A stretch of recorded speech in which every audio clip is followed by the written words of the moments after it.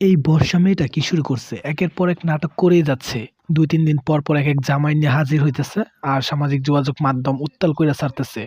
কিছুদিন পর, পরই দেখা যায় একটা, একটা কইরা নতুন, নতুন ছেলে নিয়া বের হয়। আর তারপর শুরু হয় নতুন নাটক। এই জামাই এইরকম, ওই জামাই এরকম। আরে ভাই কয়টা মানুষ লাগে? আর কালকে তো শুরু করছে ফাঁস লওয়ার কাহিনী।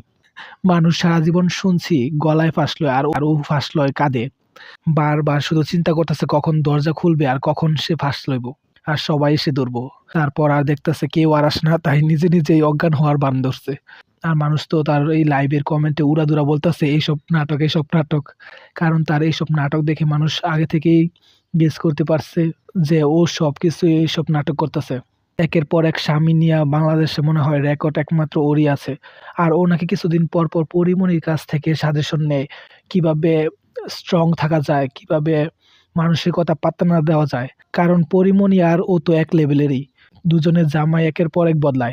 মানুষ যেরকম কাপড় চেঞ্জ করে ওরা ঠিক সেই রকম জামাই চেঞ্জ করে। ওদের কাছে যেমন ওয়ান টাইম ইউজের মতো। বিয়েটা তেমন কোনো কিছুই না। পরীমনি নাকি ওকে বলে, "মানুষের এসব কথায় কোনো পাত্তা দিস না। তুই শুধু এইসব নিয়ে কিছুদিন স্টপ থাক। তারপর দেখবি সবকিছু ঠিক হয়ে যাবে।" আর ও কি পরিমাণ নাটকবাজ!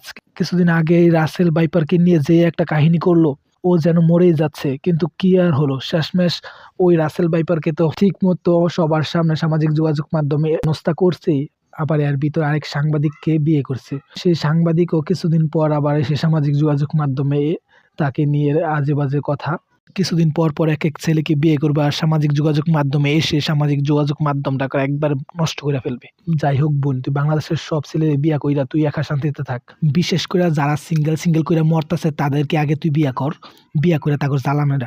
আর কিছুদিন পর, পর এই সামাজিক যোগাযোগ মাধ্যমে এসে নাটক চালায়া যা। তাতে করে তোর ব্যবসা ভালোই চলবো। আর বাঙালিও এক আছে, কিছু একটু ইমোশনাল কিছু দেখলেই হইছে। শেষ মন গইল্লা পানির মতো হইয়া যায়। যা দেখে তাই বিশ্বাস কইরা বইসা থাকে।